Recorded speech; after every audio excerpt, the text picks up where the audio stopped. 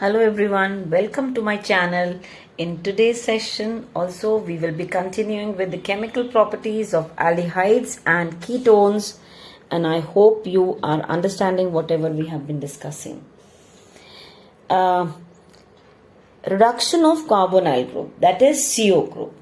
Now in this there is certain category, like if I am using this carbonyl group and I use a hydrogen in the presence of nickel, platinum or palladium, or I use LiAlH4, lithium aluminium hydride, or I am using NaBH4, that is sodium borohydride, or it can be also sodium and ethyl alcohol.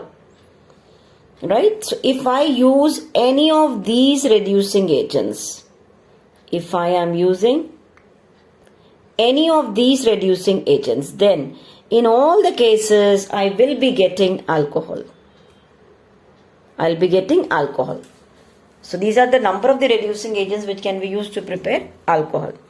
Now in case carbonyl group, if we make it, we carry out the reduction only, but if I carry out the reaction in the presence of zinc amalgam, HCl, or I use hydrazine, that is NH2 in the presence of ethylene glycol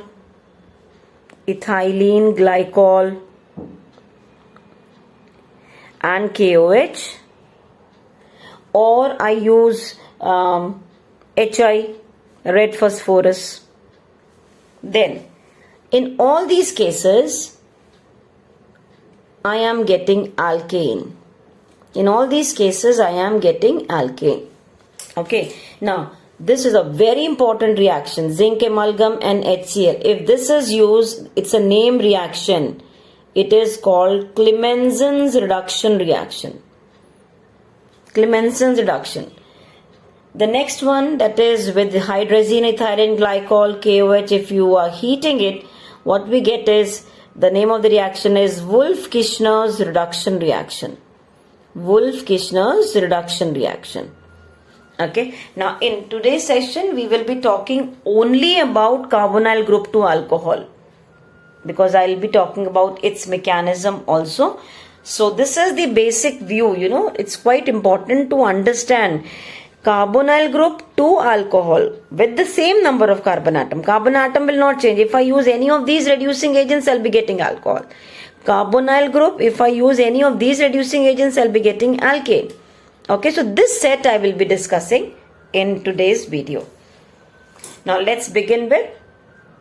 Now first I am taking that if I am using hydrogen and along with nickel, platinum, palladium, then if I use here say formaldehyde, HCHO, right, I will be getting, if I'm using this particular reducing agent, basically what you remember is one H you add here, one H you add here.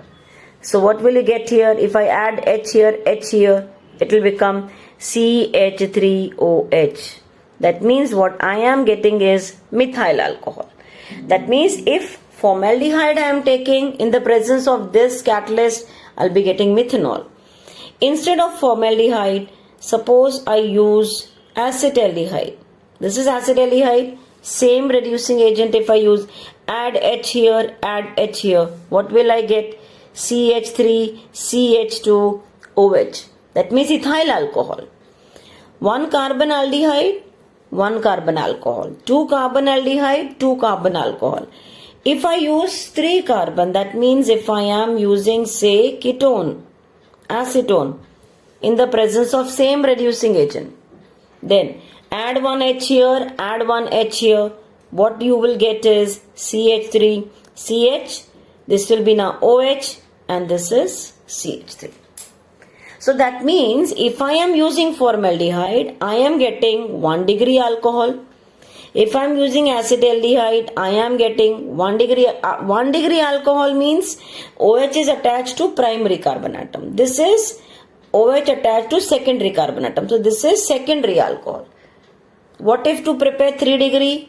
No, that is the drawback of this particular method. You cannot prepare 3-degree alcohol by using this particular catalyst. You can prepare by any other method, but not by this particular method. Now, the mechanism of this reaction. So I'll just discuss the mechanism by taking one very common example of R. Okay, so I will take R, C, H, O. Right? So now what is exactly happening? You are reacting this with H2 in the presence of, let's say, nickel. So the mechanism is free radical mechanism. So what happens is this HH bond breaks and it results in the formation of hydrogen 2 free radicals. Same way, this pi bond also homolytic fission occurs. This carbon gets 1 free radical, this oxygen also gets 1. So nothing great in it. 1H will add on here, 1H will add on here. Just add on, and what you are getting is R. 1H adds here means it becomes H2 now. Right? Why H2? Because 1H was already there, one more has attached. And this is now OH. So what I am getting? Alcohol. Clear? If it was ketone, this will be R. This also will be R. It will give you 2-degree alcohol.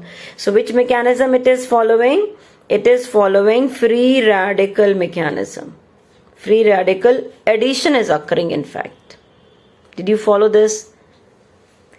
Homolytic fission occurs, 2 hydrogen free radicals obtain, homolytic fission occurs, both get 1 electron. So this H adds here, another H adds here, you will get alcohol. Fine. Now, we will be talking about the next one, that if I am using lithium aluminium hydride, then what is the mechanism? Whether I use lithium aluminium hydride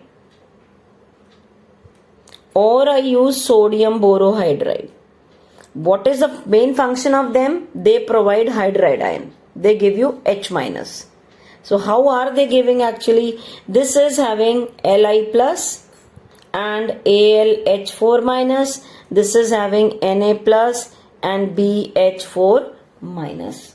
Clear? So that means this AlH4 minus will be providing H minus. So how will this give? This further will give you AlH3 and will liberate this H minus. So this is how it can give you hydride ion. So this hydride ion will be further utilized in the reaction. How it is going to be utilized, that we are going to discuss.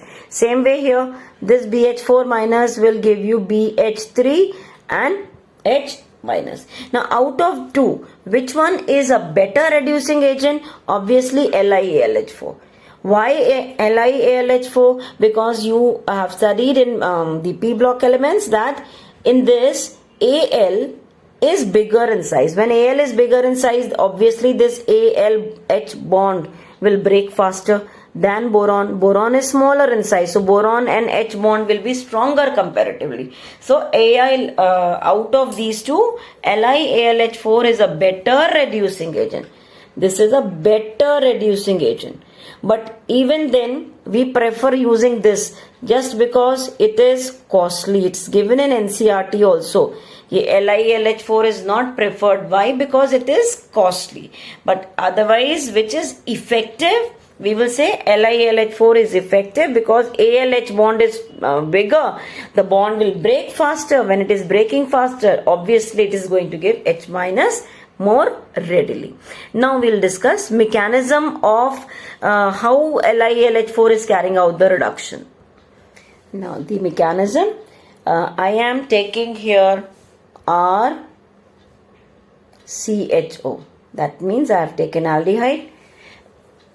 We know that this O is more electronegative, will pull the electrons from here. Carbon will get partial positive, oxygen will get partial negative. That we have been discussing from the beginning. So what we have used is, we have used now reducing agent as LiAlH4. So what will this LiAlH4 give? It will give H minus, that is hydride ion. Now where will this hydride ion go? It will attack obviously the carbon atom which is having the positive charge. So what will happen is, this will be R, this will be carbon H, This will be O with the negative charge, and this H will attach onto carbon atom. That means the hydride ion is getting attached to carbon atom. Fine till here. Then in this particular reaction, acid medium is required. Acid medium is required, and we also carry out the hydrolysis also. Now, since this reaction is carried out in the presence of the acid medium, so what will this in the presence of water? Okay, so now this O is having a negative charge. When O is having negative charge, this H will get attached onto here. So what will happen now? You will get R. This is having is H2, and here you will have OH. Clear? So you got alcohol. This is what we were saying.